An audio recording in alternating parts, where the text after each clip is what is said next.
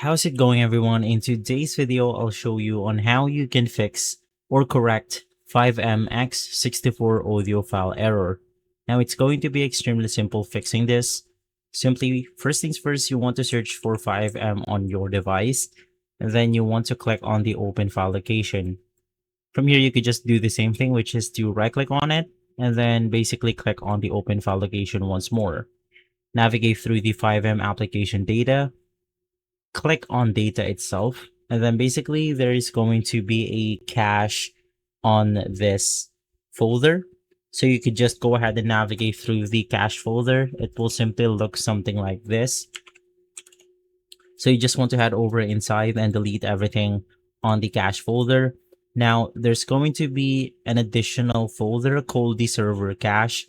Once again, it's going to look something like this. Now I'm just creating this folder as an example, but in my case, I've already deleted them. So the second folder is going to be called server cache. So you could just do the same thing where you have to head over inside, delete everything from the server cache itself, and then basically from there you are good to go.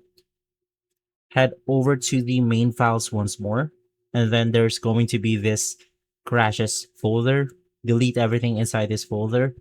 And for the last one, there's going to be a last thing that we have to delete, which is going to be the logs folder. So do the same thing where you have to head over inside, delete everything inside this folder, and basically from there you are good to go.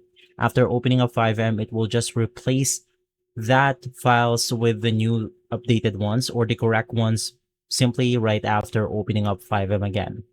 And so guys, if this video has been helpful, leave a like, subscribe, and follow us for more videos like this. Thanks for watching.